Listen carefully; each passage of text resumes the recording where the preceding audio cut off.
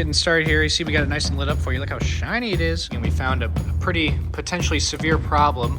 If it's not sealed, you're not going to get the proper airflow inside the car. This piece here is just all kinds of out of whack. So what we're going to do is we've got sections of pipe we're going to put together. We're going to chop them up and then tack weld them together to get our angle exactly like we want it. Why does it take so long? Like, well, you guys are just installing XYZ. Dusty Sleeper is alive. It is alive. This is one of the things that the shows won't show you, but we will. There's really no easy way to put it. This sucks. But Corvette Bill here has a plan. What is going on, everybody? Welcome back to another episode of Antit's Garage. We got a pretty exciting episode here for you today. We got a car that you guys have all seen, but we haven't done anything to since we've started the channel. We are finally going to be tackling what we have affectionately called Dusty Sleeper. This thing's been here for a long time, and it kind of just got away, and it turned into a whole pile of stuff. This car's been here since before I got here, so I'm going to let Bill take it away, and he'll explain everything that's going on with it. But the time has come to finish this thing. This car originally came to us as we were building another car that we called Sleeper, which that was our first 383 build that we stuck into a C3. Well, now that we've gotten that, this guy came in while we were doing that, and he's like, I want to do that to my car. So this started out as basically just drop a motor in it, beef up the motor, put exhaust on it, we're good.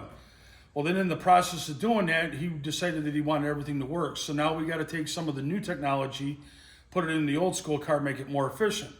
As you can see, we've got a fuel injection throttle body on it. We've got electric cooling fans on it now, dual cooling fans that we got to set up. So a little bit of upgrades and stuff like that. But we had it on the sideline because it started out as a motor project. Now it turns into everything's got to work. I want this to work. I want that to work. So now it turned into the restoration project. And unfortunately, we have other things that we have to do. Customers like yourselves, there's customers actually currently on our channel that we've done cars for. And we got to keep the doors open. So now we've kind of gotten caught up a little bit. So now we're going to get back to doing the car that we had sitting on the rack and give this some love and get this thing back on the road. And in the process, we've got other stuff that we're going to be bringing in too and seeing. So yeah, this car's been sitting on the rack for a while, and you guys just see it in the background. Now you get to see us work on it, get it back together again, and get it to do what it does. Yep. So we're going to get started on this thing. Bill, just real quick, laundry list. What's step number one on this? What do we got to do first here? Well, now that we got the motor back in it, there's actually a bunch of different little things, a lot of fabrication stuff we got to do. We've got cooling fan sensor down here where the original factory cooling sensor was. That got relocated over to here to underneath the hose in the intake. And this sensor down here is for the fuel injection, so it knows how hot the motor is to get the air-fuel ratio mixture right. Then our coolant temp sensor for our cooling fans is going to be mounted over on the right side in the back by the firewall. So that way it turns the cooling fans on. But then we've got all the wiring that we got to do. We want to clean up the wiring. I don't like the way the wiring was done in these things, kind of a personal preference of mine. I want to see the motor. I want to see the gem of the engine. I don't want to see all the wiring and everything all over the place like they used to do in the old days. Vacuum line's got to get hidden. Also on top of it, we're refreshing the AC system. So we're putting new compressor, new condenser, new receiver dryer, all new muffler lines and stuff like that in there. So we're putting all that old stuff back in, but it's new stuff. It's all new components and stuff like that. And then we got a bunch of little peripherals. Like if Jack wants to come in here, I already started, got most of the wiring and stuff like that done in here. So it's all looped together. We just got to get that loomed out. But it's all the little small stuff that we got left to do. Cooling hoses, run the wiring, make sure the drive line's all put together as far as the serpentine, the belt system, make sure everything lines up. And then once we get that all mocked up, then we can take it all back apart again and then lock everything down. So instead of putting Loctite on the bolts, putting silicone on the bolts and making sure it's all good, we mock it up first, make sure it's all put together, everything's going to be where it needs to be, then we tear it down, secure everything as we're putting it back together again so that we don't got to go back to it. But we have an external fuel pump that we have to put in here for this car because of the fuel injection, so that in itself is going to be running new fuel lines, external fuel pump. But we're not going away from the way we do things. We try to do things clean. We try to make it, hide as much as we can. The wiring harness, you won't be able to see any of the wiring that we have in here. Some stuff we delete, so it does make it a cleaner appearance. you know, at the end of the day, I hope you guys are enjoying watching us have fun and building these cars, and you get to watch another project. All right, everyone, getting started here. You see we got it nice and lit up for you. Look how shiny it is. Gonna get our new header spark plugs in, and then I'm gonna work on figuring out the bracket for this alternator. While I'm doing that, Bill's working on the AC over here, trying to get that all back together.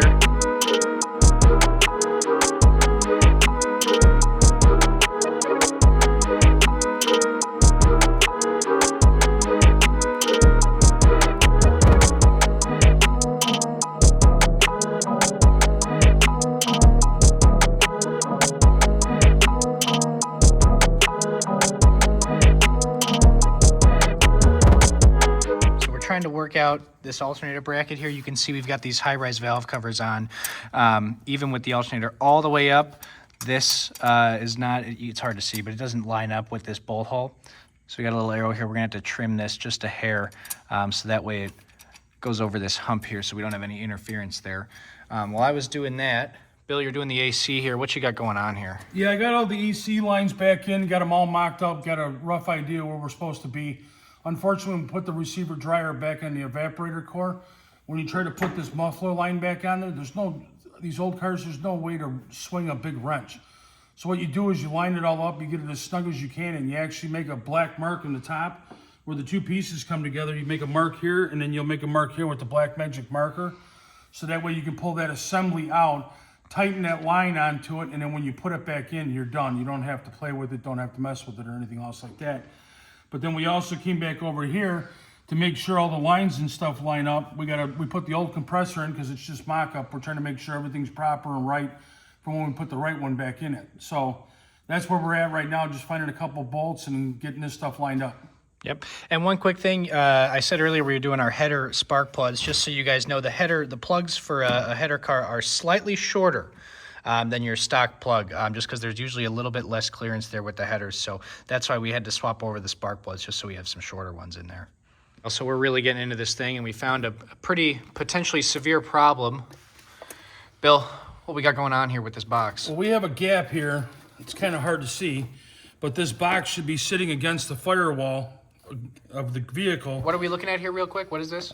This is the evaporator core and the blower box. Okay. So all this stuff is supposed to be sitting against the firewall. They give you a little foam seal.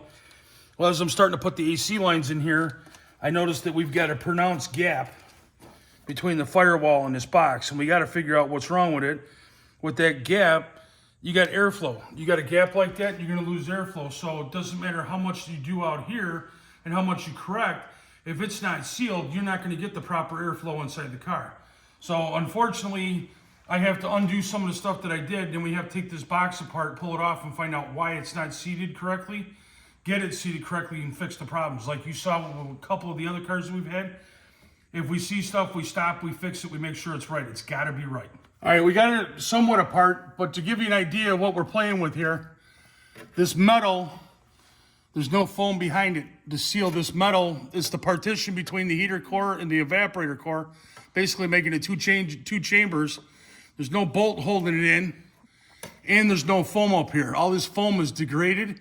Looks like somebody put silicone in there trying to make a gasket. Well, if it's not proper, it's not going to seal right. You're not going to get the proper airflow. So now what we're going to do is take this box completely apart after the motor's already in the car. Take it completely apart, reseal it, regasket it, put all new gaskets on it, bolt it back up the way it's supposed to be, and then we'll actually get the proper airflow. But this is one of the things with these older cars, or any car. If you're working on it, put the time in it. You're already wrenching on it, put the time in it, make it right. Don't just slap it together and let it roll. Sorry if there's some noise in the background. There's currently a tornado outside right now.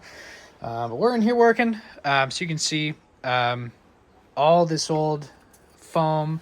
And this is some of the original silicone on here. You see it just breaks apart like that. We need to make sure that this seals properly so that we get good airflow and good air, more importantly, temperature in the cabin of the car. So we're gonna go ahead and replace all this foam as well as all this old silicone.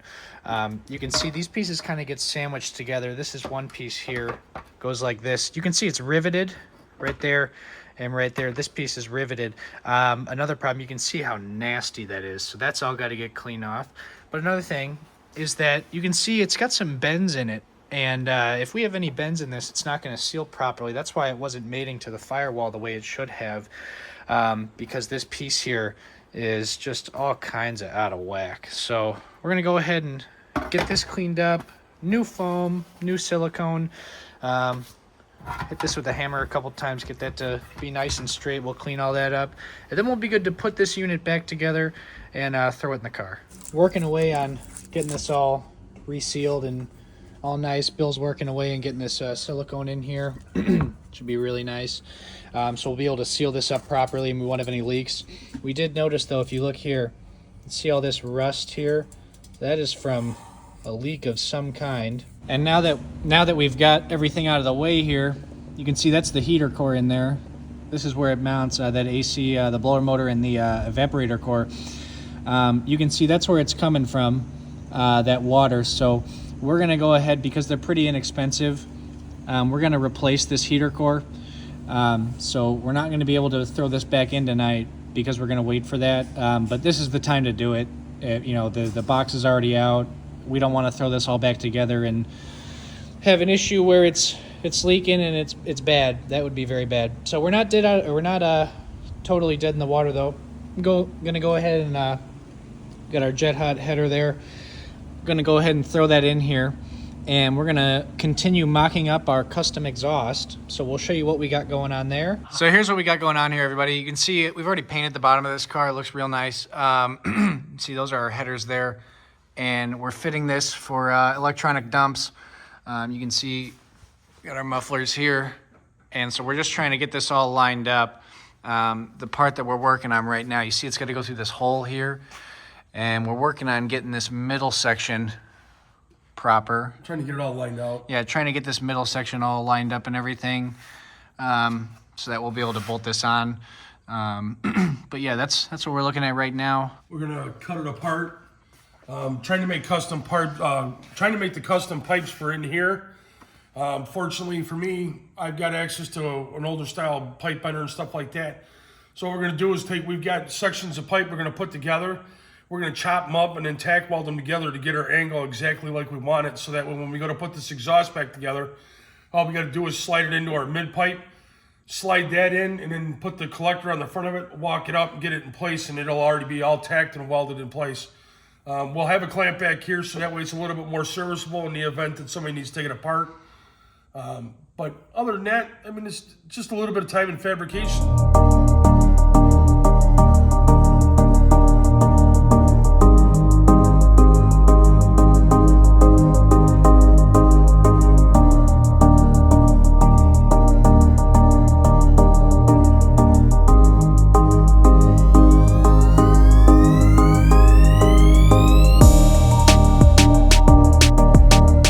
Alrighty, everyone, the joys of custom exhaust right here. Bill, what are we looking at here?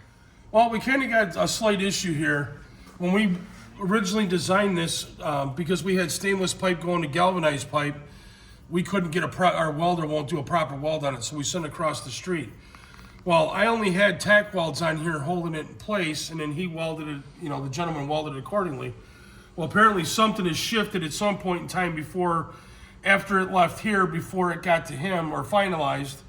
So now we have a situation where we're tight up here on top, but we have plenty of room over here. The left side is all lined up the way it needs to be, but the right side is angled. Yeah, you can see we want it to go through here as close to the center as possible. And if we have them set up the way they are right now, you can see there's contact right there. And we got no spacing pretty much above. No spacing above the cutout here. So now what I'm gonna have to do is I'll make an incision here and cut this pipe here, because we're not trying to weld galvanized pipe to stainless. So what I'll do is I'll cut the galvanized pipe here, I'll cut the galvanized pipe here, rotate it to where I want it, tack weld it, make sure everything's in place, and then I can weld that up, and then I'll sand all that down after I'm done, make it all nice and smooth again, and we'll be good. These are some of the issues that you run into when you're building hot rods and doing aftermarket stuff. Obviously the electric dumps look pretty cool.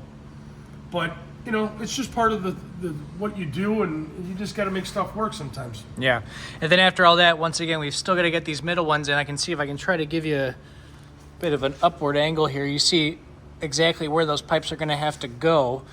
And you can see we're going to have to upsize it here. So this pipe is obviously a smaller diameter than this collector here. So we're going to have to go up a little bit in diameter, and it's going to have to fit pretty perfectly in here to get all this to work properly. So you can see what we're working with here, folks. These are our interim pipes that we're going to bend up. Now these are just templates. We're just going to make sure and get everything lined up with these. And then Bill at his other shop has a much nicer welder and a much thing to extend these flanges out and everything like that. So we'll be able to make then our final pipes that we're going to put in this center section here. I can tack weld this here, it'll stay away from the linkage. And then I just need to put a little bit more of a bend in that. So let's probably cut this one here.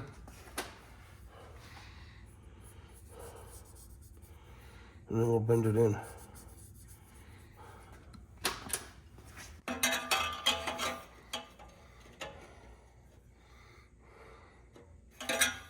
Almost like a glove.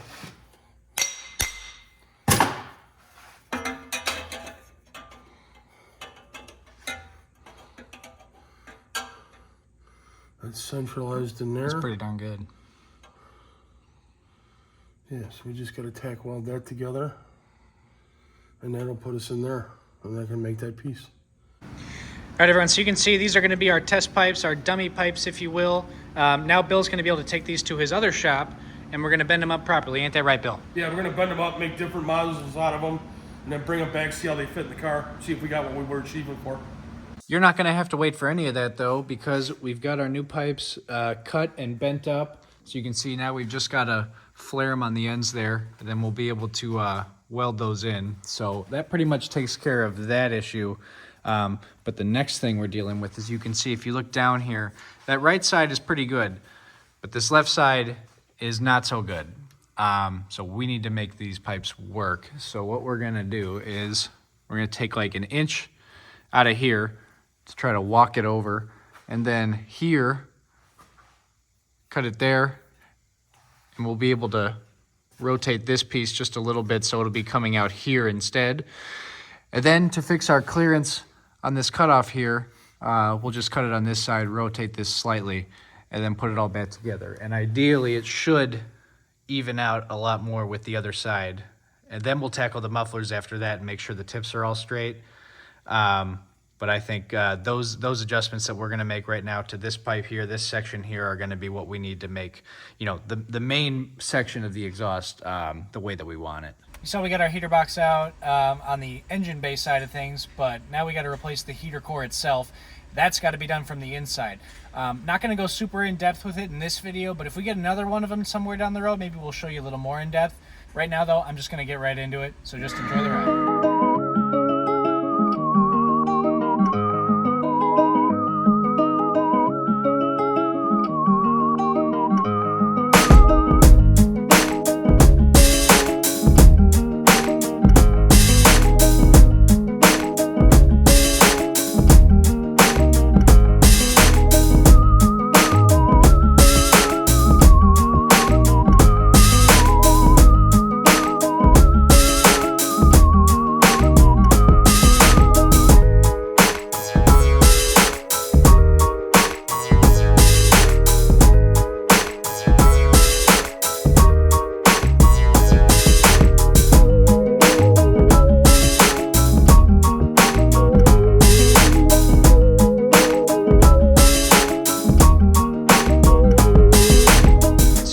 Got this box out here, and just check out the rust in here.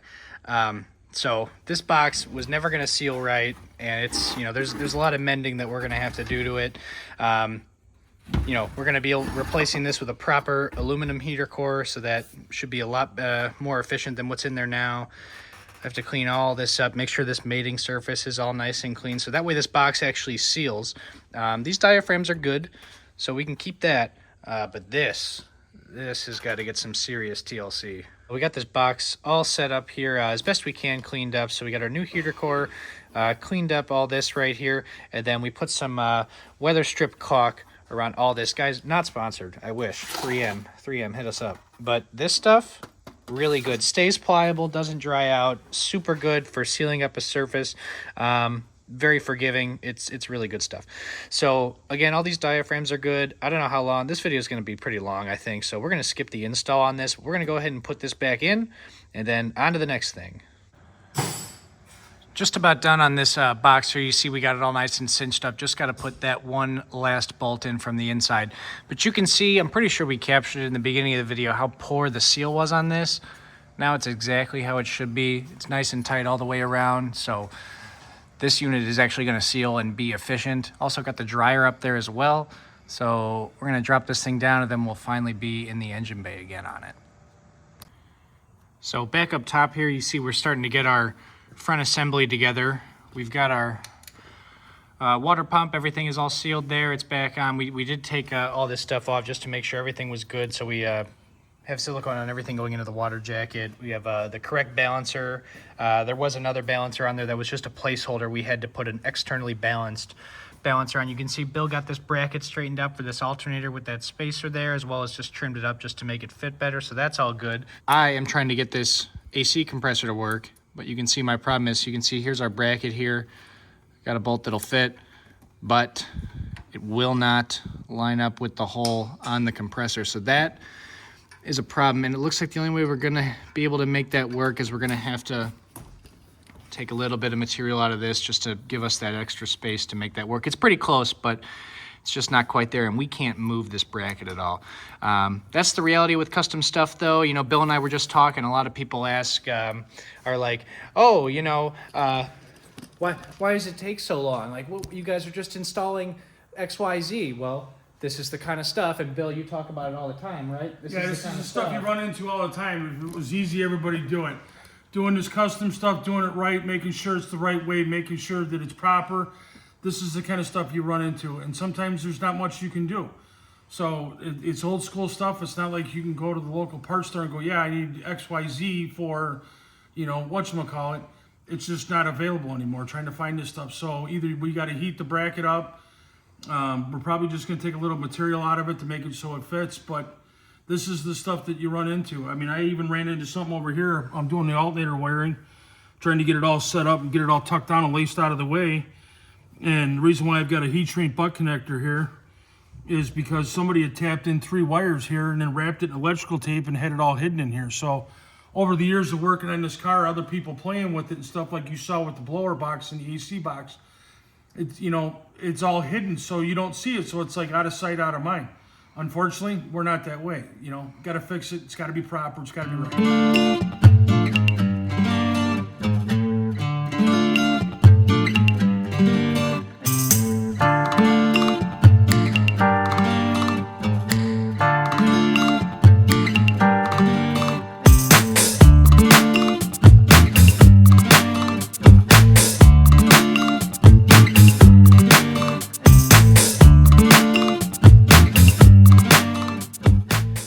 All right, so you can see after a little bit of grinding, we've got this. This will work now. This rotates and moves smoothly through this slot. Just had to bore it out just a little bit. We had our neighbor make us a nice little spacer that'll fit in there perfectly. You can see we got a belt on there just to test, so we know our belts are aligned on the compressor and the water pump, as well as the alternator. Everything is nice and straight. So now Bill's doing some fabrication on this heater hose here. I'm gonna get this one hooked up and routed properly somehow. I'll figure it out, and then yeah, we'll go from there.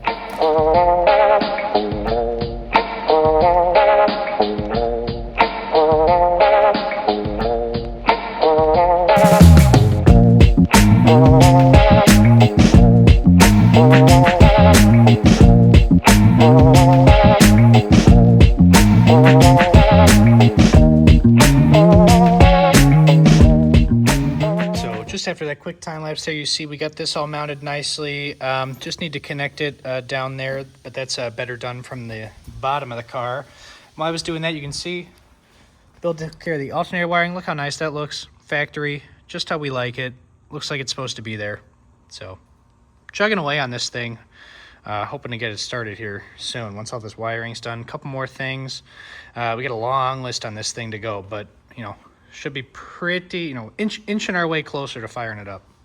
And so we've done a lot of off-camera work just to kind of speed things along here. You can see our front accessory drive. This is all set, so we had to get the right size belts, but these all go together now. Everything is straight and true. You can see these AC lines are all plumbed right where they need to go. Everything down there is all good to go. We got our water shut off down there all set up. So now we are tackling e-fuel, electronic fuel pump for that there. So we're digging into the gas tank here. And what we need to determine right now is the size of the feed line from this sending unit, because if it is 5/16, we cannot use this because that is not what the manufacturer calls for this electronic fuel pump. So we're going to figure that out right now, and then we'll let you know how we're going to move forward. And we've got a little friend here at the shop tonight. We've got our door open because it was a little muggy in here, and we got this nice little bird who does not know how to get out. So we're going to try to help him get out. Stay tuned. We're going to try to get him out of here.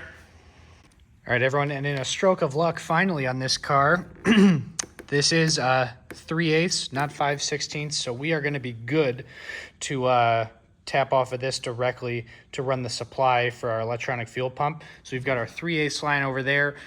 We're going to go ahead and fish that through the fender over there, connect it here, and then we're going to run it with the factory lines all the way up. Just like that, we've got our fuel line, our 3/8 line ran from the tank.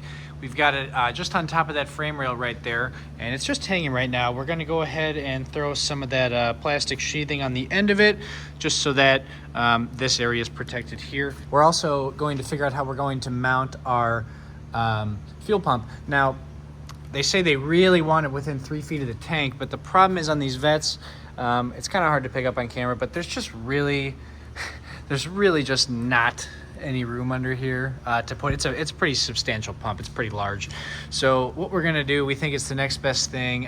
Right up here, you can see there's the front of the car. So we're just about under the passenger seat here. We're gonna go ahead and weld in this piece of flat stock here. It's pretty thick. We'll trim it down to fit the shape and everything. We originally were gonna just throw a bolt in there, but Bill and I were talking, and we would prefer not having, one bolt be the only thing holding this heavy pump on. So we're going to weld this in. That's going to be our location for our fuel pump.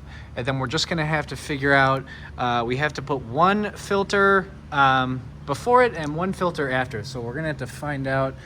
Maybe I can snake it up there somewhere. I'm not totally sure. But we're going to have to find out where we're going to put those. I think the after one might go right about there maybe. But yeah, so that's the plan for right now. We're going to figure out, get this stuff all mounted. A little bit of time later, I'm going to take you on a journey now, everyone. So we got our high pressure line, starts up there. You can't see it obviously, but it's zip tied up there with our first filter. And we run that. Let's see if I can get this up here. Coming along the top there, then it's going to go down. And we've got it nice and cinched up all the way here. You can see that's where we've got our fuel pump. Carrying it through here. It actually worked out well. We were able to follow the factory lines for pretty much all of this. And then we got this coming up here. We're going to throw our next filter somewhere up there, and then we'll be good to go. Just going to have to button it up top, and then our fuel system will be pretty much set. Quickly moving up top though, we've got our fuel lines pretty much ran. We haven't done the return yet, but we've got our feed to here, just haven't hooked it up. Right now what we're gonna do is tackle the spark plugs. A customer here originally wanted them ran under the header. You're just gonna have to trust me when I say, even with the coated headers, it's not particularly a good idea. Even if we put insulating boots on them, they're just not very comfortable looking, if you will. So we're gonna go ahead and actually run them up and over the headers, and we're going to get our little brackets there. So we're going to take you through that, and you'll get to watch. But this is going to work out way better than running them under the header. We're also going to show Jack how to run spark plug wires. He's a Ford guy. We give him static all the time. But on the small block, most guys that know that, on these older GMs, GM firing order 184365572. Programmed into my brain, and now we're going to program it into Jack's brain. Yep. So the Ford guy's making sure he's got the Chevrolet firing order down.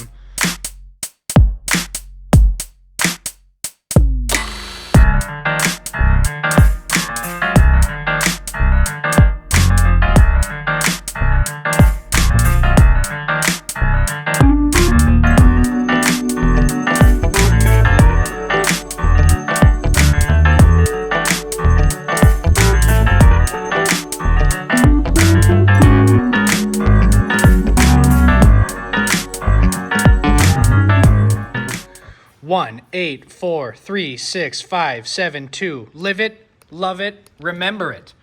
So we can see we got our spark plug wires done here. Got our holders all mounted. You can kind of get a little better idea of the issue we were having. If we were going to run these under, these boots, there were a couple cylinders where the boots would be really pressed up against this header. And even though these are coated, even if we put an insulating boot on there, just not a really good way to do it. So we got them ran over now. You can see we got our little holders there. And then we've got it wrapped in our black loom, which we usually do on these, just makes it a little more put together. So next on the list, we've got to finish up our fuel system, just doing the return and then the wiring for the pump itself. And then we got a couple other peripheral wiring to do. Bill's also going to go ahead and set up the throttle linkage. And then, I don't know, one or two more things, and then we're turning the key on this thing. Alrighty, everyone, it's actually been a couple of weeks since that last clip. In that time, we've done a ton of small little things to the C3 over here. Reason we didn't film it, like I said, bunch of little stuff, hard to just focus the camera on individual things, but our fuel pump is all wired and plumbed as well. Our cooling fans are wired. All the ignition is set up for the EFI. Our module is plugged in. So you can see Bill's got our module right here. That's how we're going to be able to tune this and make sure everything is set. So we're gonna go ahead and fire this thing up and see what happens. Probably gonna have to adjust the timing a little bit, but it should, with these EFIs, it should fire right up. So you're gonna see it live right here. See if we did it right. And let's see what happens.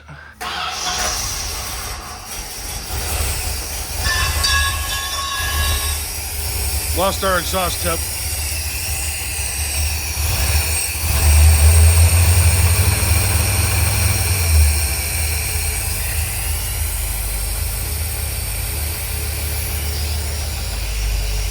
Dusty Sleeper is alive. It is alive. Got Jack hiding in the car. Now we just got to make sure we don't have any issues. EFI is self-learning, so it's going to take a little bit for it to learn itself. And obviously I got to finish tucking all the wiring, but it's up and alive. Now we just got to set the timing on it and get it back into shape.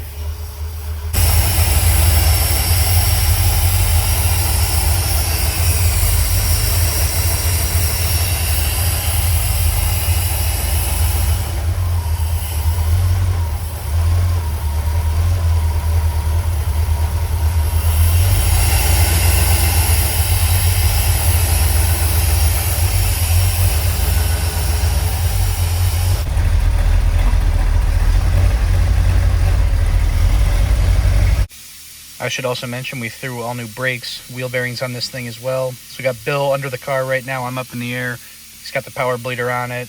Got my foot on the brake. So just bleeding these brakes right now, and then we'll be pretty close to taking this thing out for a spin. It's first drive in a very long time. So we're working on the timing right now. You see Bill up there. We had a problem. The vacuum advance wasn't working on the distributor. And we think we got it fixed now. So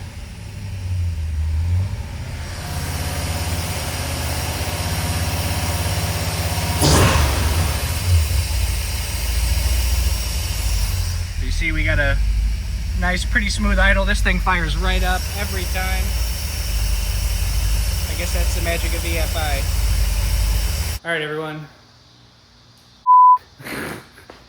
It's so hot. All right, everyone, we made some progress since the last clip here. And I'm gonna be real honest about this car in this video. If this video is a little bit jumpier and spottier than normal, all the clips on this video were filmed over, a couple months putting this car together. The reality of the situation is, in our local area, 4 speed shops have closed this year alone. And you gotta keep the door open somehow. We're a small operation, so things like this guy right here, this car here, small little things that we can, knock out quick in a day, multiple cars, put them on the small lift, keep the doors open. With that being said, though, went ahead and finalized up everything.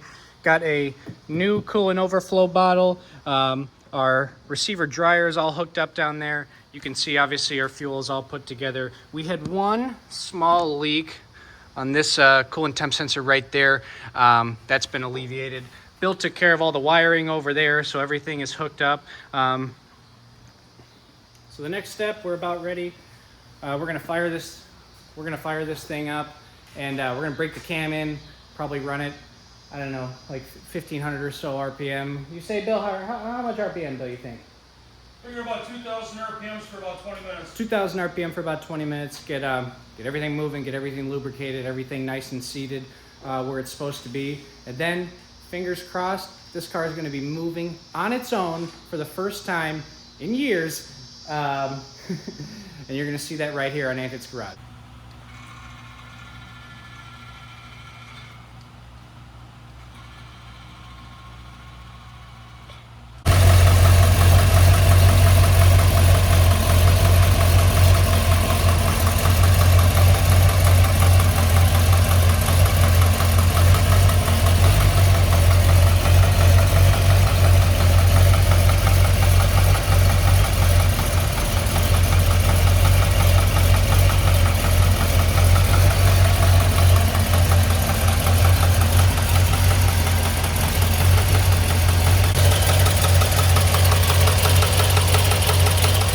Right here.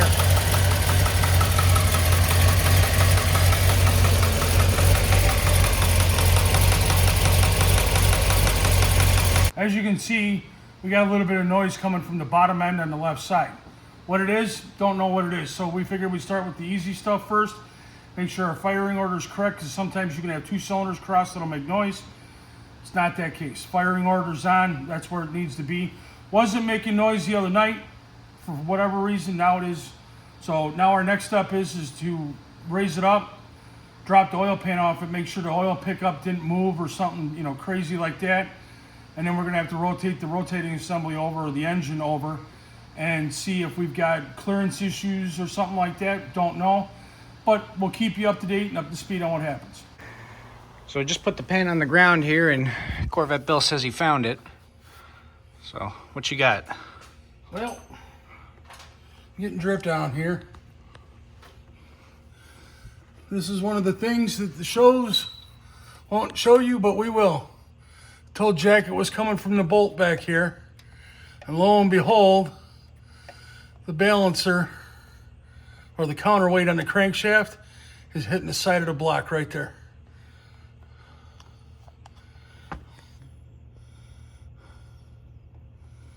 Right there. So now we got to see what we got to do. Well, everyone, this sucks. There's really no easy way to put it. This sucks. You know, unfortunately, that is just the reality. Sometimes when you're building cars, especially if the motor is not something that you put together, and if it's, you know, not something that you know, there are plenty of things you might not notice right away when you're putting the motor in. But the second Bill and I heard this noise, like we said, it wasn't making the noise the other night, but as things got hot, started to get settled, started making the noise, and pretty quickly the both of us were like, that sounds like rotating assembly. We're not taking this engine out, we're not sending it back, that's not an option, but we're not out of the woods, or we're not out of the water, or what did I say? What did I say? Woods. I don't know. Oh, or something like that. We're angry, if you couldn't tell. We're Yeah, a little just- irritated. But Corvette Bill here, the maestro, the master, has a plan. What you got? So what we're going to do is we're going to take the rotating assembly or the engine and turn it the opposite way and truly see how much it's actually hitting the block. But then you have the concern of that you have to clearance. So anytime you clearance, you got to grind a little bit. You're worried about shavings and stuff getting up into the engine and everything else like that. So what we're going to do is right there around that area where we have to grind, I'm going to hit it with some brake cleaner and get that oil off the surface, and I'm going to put masking tape on it, and then I'm going to plastic off the rest of the engine. So none of that will be exposed. So the only part that's exposed is right where I need to do my clearancing. And then I'll rotate, after I do some clearancing, I'll rotate the assembly back over to that point where it was hitting, because we do not want to grind on the crankshaft. We have a little bit of wiggle room on the block, on the edge of the block. So unfortunately, it's hitting it idle. We can hear it slightly when we start to raise the RPM a little bit, but this is one of the reasons why you break in the motors properly. I always let them idle for 15, 20 minutes, half an hour, just to kind of give everything a preset to settle in. Then you're supposed to do the break in, 2,000 RPM, 15 to 20 minutes to break them in. We haven't gotten to that point because we're still, you know, when you... Tonight was that night. Tonight this car was Yeah. going to drive. It was supposed to be on the ground, backing out the door, showing you guys. Unfortunately, we got to push it back a little bit and take care of that notching that we got to do and clearance that block a little bit. But we kind of are very precise on what we do. We believe in one and done. Unfortunately, with something like this, it's out of our control. We don't build engines here. You know, we buy them already built and have them brought, or custom built and brought to us. But we're going to be taking care of the issues, taking care of the problems, and make sure that's not going to be an issue anymore. All right, everyone. False alarm. We were panicking for a little bit, but the mastermind Corvette Bill has figured it out. So this has a torque limiting gasket on the oil pan. It's got a little bit of metal in it in between the silicone. And what was happening is the gasket and the pan have a decently wide lip on them. So what was happening was when you torqued it down, the gasket and that little metal insert in it was extending just enough to hit that counterweight on the crankshaft. So that is no longer an issue. Only had to just trim the gasket, that's it, and it's good to go. We already got it broken in here, and she's running like a champ, and we're ready to drive this thing. As you can tell, it's pretty hot in here, but we're pretty excited.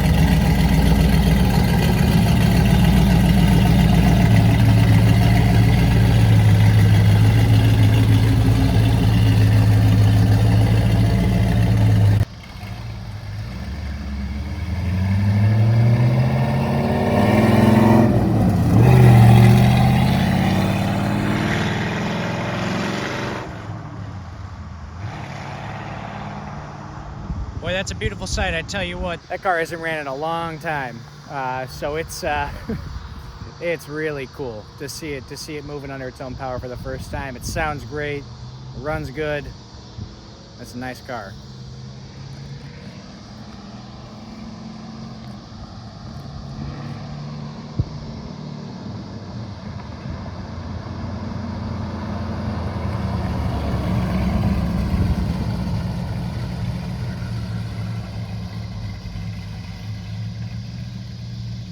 Well, this is going to conclude the build on Dusty Sleeper.